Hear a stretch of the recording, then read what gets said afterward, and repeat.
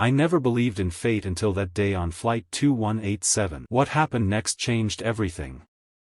Mark whispered as he cradled his now sleeping daughter, tears streaming down his face while the entire cabin erupted in applause. If you're touched by this story already, please hit that like button and subscribe to our channel for more heartwarming real-life stories that remind us of the good in humanity. The exhaustion was etched into every line of Mark Peterson's face as he struggled through the airport terminal, 6-month-old Emma wailing in her carrier. His bloodshot eyes darted nervously at the disapproving glances from fellow travelers. 3 days without proper sleep had left him hollow, a shell of the confident software engineer he'd been before becoming a single father. "It's just a few hours," he whispered to Emma, trying to convince himself more than her. "We'll get through this flight, and then we'll be at Grandma's, and everything will be okay." But Mark didn't believe his own words. Nothing had been okay since Melissa's death 6 weeks ago, a sudden aneurysm that transformed him overnight from husband to widower, from expectant father to single dad with a newborn. The grief sat like a stone in his chest, immovable and cold. Boarding the plane was a blur of apologies as he navigated the narrow aisle with the diaper bag slipping from his shoulder and Emma's cries growing more insistent. He collapsed into his window seat in row 14, fumbling with the baby carrier straps with trembling fingers. "Please, Emma, please," he begged quietly, bouncing her gently as passengers filed past, some with sympathetic smiles, others with thinly veiled annoyance. "Just a few hours of peace. That's all I'm asking for." The middle seat next to him remained empty as boarding continued. Mark prayed it would stay that way, giving him extra room to manage Emma. But just as the flight attendants were preparing to close the doors, a breathless woman rushed aboard. Olivia Chen had almost missed her flight. Running late after a last-minute work call, she'd sprinted through security with seconds to spare. The 34-year-old pediatric nurse was heading home after a medical conference, her mind already on the mountain of laundry awaiting her and the empty refrigerator that needed restocking before her son returned from his father's house tomorrow. When she reached row 14 and saw her assigned seat was beside a clearly overwhelmed father with a crying baby, she didn't hesitate or sigh like many would have. Instead, she smiled, a genuine, warm smile that reached her tired eyes. "Looks like we're neighbors," she said, sliding into the middle seat. "She's beautiful."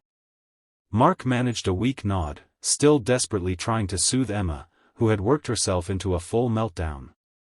Her tiny face was red, tears streaming down her cheeks as she arched her back against the confines of her carrier. "I'm so sorry," Mark said, his voice cracking with emotion and exhaustion. "She's been like this for days. I've tried everything, feeding, changing, rocking. Nothing works. I don't know what I'm doing wrong." The plane began to taxi, and Emma's cries intensified with the engine noise. Passengers around them shifted uncomfortably, some putting on headphones, others exchanging glances. Mark felt himself shrinking under their judgment, his failure as a father on public display. "May I?" Olivia asked gently, gesturing toward Emma. Mark hesitated. He'd never handed Emma to a stranger before. But there was something in Olivia's eyes, a knowing kindness, a quiet confidence, that made him nod and carefully transfer his daughter into her arms. What happened next would be what the other passengers would later describe as unthinkable in today's world of strangers keeping their distance. Olivia cradled Emma against her chest, one hand supporting her head, the other gently patting her back in a specific rhythm. She leaned down and began humming softly, a melody so quiet that only Emma could hear it clearly. Then, she reached into her purse and pulled out a small vial. "It's just lavender oil," she explained, noticing Mark's concerned expression. "I use it with the babies at the hospital sometimes. May I?" After his nod, she dabbed the tiniest amount on her wrist and held it near Emma, not touching her but close enough that the gentle scent could reach her. Then, Olivia began a subtle swaying motion, different from the desperate bouncing Mark had been attempting. Within minutes that felt like miracles to Mark, Emma's cries began to soften. Her rigid body relaxed incrementally against Olivia's chest. Her breathing, which had been coming in hiccuping gasps, began to even out. "How did you?" Mark started, watching in disbelief as his daughter's eyes began to droop. "I'm a pediatric nurse," Olivia whispered. "But more importantly, I've been where you are. My son Ethan was a colicky baby, and I was on my own with him from day one. His father decided parenting wasn't for him before Ethan was even born." As the plane reached cruising altitude, Emma finally fell asleep against Olivia's chest. The silence felt sacred after hours of crying.